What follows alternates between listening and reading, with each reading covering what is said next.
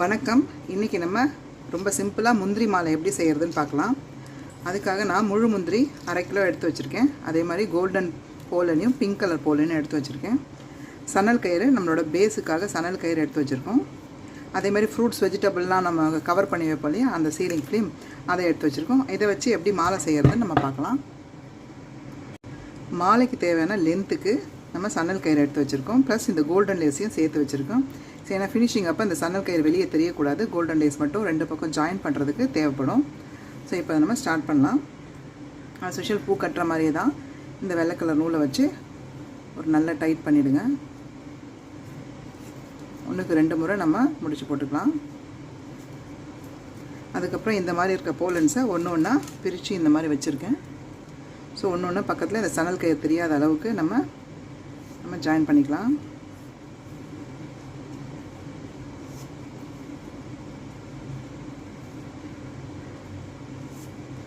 அதுக்கப்புறம் பக்கத்தில் வச்சு ஒன்று ஒன்று சும்மா சுற்றிட்டு வர வேண்டியது தான். ரொம்ப நாட்லாம் போட வேண்டியதில்லை.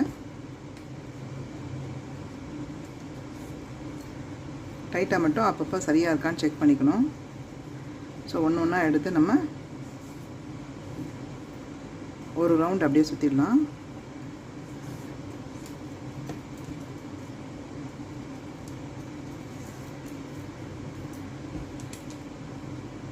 இப்போ ஒரு ரவுண்ட் ஆகிடுச்சு. இப்போ நம்ம பிங்க்கை வச்சு சுற்றிடலாம். ஸோ இது ஒரு ரவுண்ட் முடிச்சதுக்கப்புறம் இந்த நீட்டிட்டு இருக்கு இல்லையா, இந்த கம்பியெல்லாம் நம்ம கட் பண்ணிடணும். இல்லைனா மாலை கொஞ்சம் தடிமனாக மாறிடும். இதே மாதிரி முடிக்க நம்ம கட் பண்ணிகிட்டே வரணும். இப்போ இதே மாதிரி இந்த பிங்க் கலரையும் பிரித்து நம்ம கட்டிடலாம். இப்போ பிங்க்கையும் போட்டாச்சு, கோல்டு பிங்க் போட்டிருக்கோம். இதுக்கப்புறம் முந்திரி நம்ம எப்படி ஜாயின் பண்ணுறதுன்னு பார்க்கலாம். முந்திரியை நம்ம ஃபஸ்ட்டு பேக் பண்ணணும். அதுக்கு இந்த சீலிங் ஃபிலிமை இந்த அளவுக்கு விரித்து வச்சுட்டு சிசரில் நம்ம கட் பண்ணி எடுத்துக்கணும்.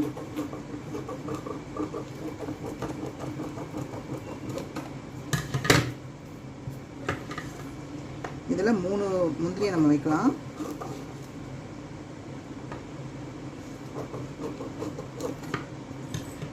ஒரு முந்திரியை வச்சுட்டு இந்த சென்டரில் நம்ம ஜாயின் பண்ணுற மாதிரி பார்த்துக்கணும். ஸோ சென்டரில் நம்ம இந்த மாதிரி நாட் போட்டுறணும். அதே மாதிரி அடுத்ததை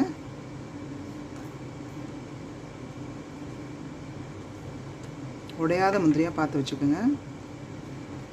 ஸோ இந்த மாதிரி இதையும் சென்டரில் நம்ம இந்த நாட் வர மாதிரி இருந்ததுன்னா கட்டும்போது ஈஸியாக இருக்கும்.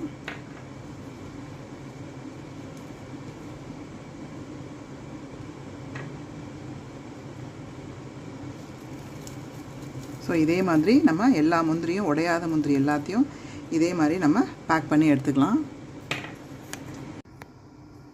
எல்லா முந்திரி பருப்பையும் இந்த மாதிரி ரேப் பண்ணி வச்சாச்சு. சில நேரம் இது ரொம்ப தின்னாக இருக்குது, அதனால் நல்லா ஒன்றோட ஒன்று ஒட்டிக்கிச்சு. சில நேரம் திக்காக இருக்கும், அப்போது நம்மளால் அதை பிரிஞ்சுக்கிட்டே வந்துடும். அந்த மாதிரி டயத்தில் இந்த மாதிரி நூல் போட்டு நம்ம தனித்தனியாக கட்டி வச்சிட்டோன்னா பிரியாமல் இருக்கும். நம்ம கட்டுறதுக்கு வசதியாக இருக்கும். இப்போ நம்ம இதை மாலையாக கட்டிடலாம். இப்போ நம்ம ஒன்று ஒன்றா கட்ட ஆரம்பிச்சிடலாம். நம்ம சென்டரில் வர மாதிரி தான் சுற்றியிருப்போம். ஸோ முந்திரி பருப்பு நம்ம இந்த நடுவில் வர மாதிரி பிடிச்சிக்கிட்டு எப்பவும் போல் சும்மா ஒரு சுற்ற வேண்டியதான். டைட்டாக சுற்றணும். அடுத்தது இந்த பக்கம் ஷார்ப்பாக இருக்குல்ல, இந்த பக்கம் தடிமனாக இருக்குல்ல, அடுத்தது நம்ம மாற்றி சுற்றணும். மாற்றி சுற்றும் போது தான் ஜிக்ஸாக்காக இருக்கிறதால ஸ்பேஸ் கரெக்டாக கவர் ஆகும். இல்லைனா கரெக்டாக வராது, ஒரு பக்கம் திருப்பிக்கும். ஸோ இப்போ இந்த பக்கம் ஷார்ப்பாக இருக்கு இல்லையா, இந்த பக்கம் கனமாக இருக்கிற பகுதியை வைக்கணும். நான் கை மட்டும் உங்களுக்கு சென்டரில் நம்ம நல்லா டைட்டாக பிடிக்கிற மாதிரி வச்சுட்டு சுற்றிக்கிட்டே வரணும். இப்போ இந்த பக்கம் தடிமனான பகுதி இருக்குது. ஸோ இப்போ நம்ம அந்த பக்கம் ஷார்ப்பாக இருக்க பகுதியை வச்சு சுற்றிடணும்.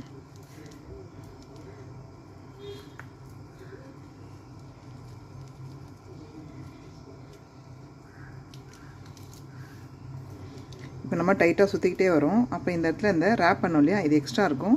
இதை நம்ம கட் பண்ணிடணும் அப்பப்போ. இல்லைனா அடுத்த முந்திரி வரும்போது மாலையோட சைஸ் கொஞ்சம் தடிமனாக மாறிடும். ஸோ நம்ம வந்து வைக்க வைக்க கட் பண்ணிக்கிட்டே வந்துடணும்.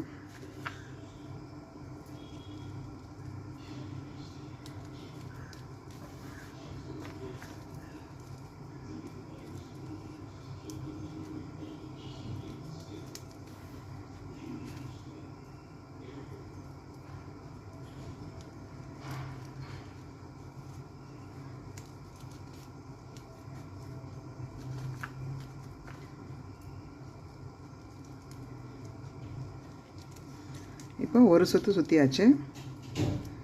இப்போ அடுத்த சுற்று நம்ம இதே மாதிரி அடுத்த சுற்று இதே மாதிரி நம்ம சுற்றிட்டே வர வேண்டியது தான். சுற்றிட்டு எப்படி இருக்குன்னு பார்க்கலாம். இப்போ இது வரைக்கும் கட்டியாச்சு. எக்ஸ்ட்ரா இருக்கிறதெல்லாம் நம்ம ஆஸ் யூஷுவல் கட் பண்ணி எடுத்துடலாம். இதை கொஞ்சம் அப்பப்போ நம்ம லைட்டாக அழுத்தம் கொடுத்து நகர்த்திட்டோம்னா ரொம்ப நெருக்கமாக இருக்கும். ஸோ இப்போ வந்து இதே மாதிரி கடைசியாக எந்த முந்திரி வச்சோமோ அந்த இடத்துல இந்த கோல்டனை நம்ம வச்சு ஆஸ் யூஷுவல் டைப் பண்ணி வரணும். ஸோ பக்கத்தில் இதே மாதிரி கோல்டை வச்சிடலாம். டைட்டாக மட்டும் சுற்றினா போகிறோம்.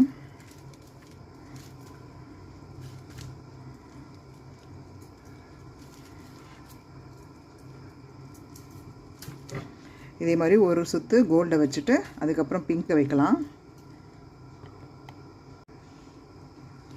இப்போ கோல்டையும் வச்சு கட் பண்ணி அந்த எட்ஜையும் கட் பண்ணியாச்சு. இப்போ இதுக்கப்புறம் திரும்பவும் முந்திரியை இதே மாதிரி நம்ம அடுக்கு வச்சு கட்டிடலாம். இப்போ முந்திரி வேண்டிய அளவுக்கு கட்டியாச்சு. இதான் நம்மளோட மாலையோட லென்த்து. ஸோ திரும்பவும் இங்கே பண்ணியிருக்க மாதிரி இந்த இடத்துலையும் ஒரு கோல்டு, ஒரு பிங்க்கு, ஒரு கோல்டு போட்டு இதை முடிக்க போகிறோம். இப்போ இதை முடிச்சிட்டோம். கோல்டு வச்சு கம்ப்ளீட் பண்ணி முடித்தாச்சு. இப்போது இந்த சணலை விட்டுட்டு இந்த நூல் நம்ம கட்டணும் இல்லையா, அந்த நூலையும் இந்த லேஸையும் சேர்த்து நல்லா டைட்டாக நாட் போட்டுடலாம்.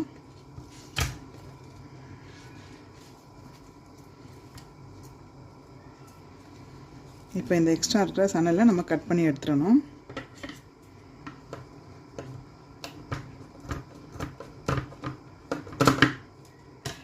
இப்போ இது முடிஞ்சிடுச்சு. இப்போ நம்ம இது கவர் பண்ணுறதுக்கு இந்த மாதிரி ஒரு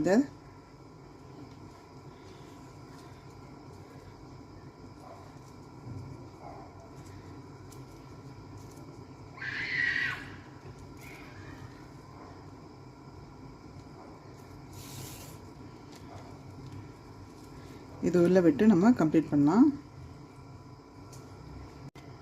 இப்போ குஞ்சரத்துக்கு ரெடி பண்ணிக்கலாம். இந்த மாதிரி முந்திரியை 3 முந்திரியை நான் வந்து இந்த மாதிரி கட்டி வச்சுருக்கேன்.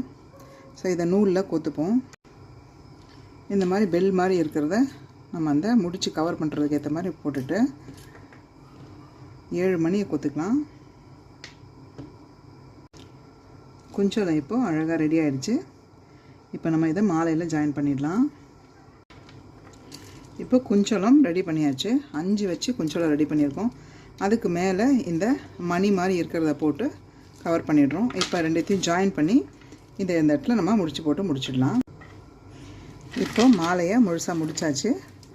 ஃப்ரண்ட்டில் இந்த குஞ்சலத்தை நம்ம ஜாயின் பண்ணிட்டோம். அதே மாதிரி பேக்லேயும் இந்த மாதிரி ஜாயின் பண்ணி முடித்தாச்சு. கம்ப்ளீட் முந்திரி மாலை அழகாக முடிஞ்சிடுச்சு. கிட்டத்தட்ட ஒரு மாலைக்கு 3/4 கிலோ முந்திரி யூஸ் பண்ணியிருக்கோம். ரொம்ப அழகாக இருக்குது. நீங்களும் இந்த மாதிரி யூஸ் பண்ணி செஞ்சு பார்த்துட்டு எப்படி இருக்குன்னு சொல்லுங்கள். தேங்க்யூ ஃபார் வாட்சிங்.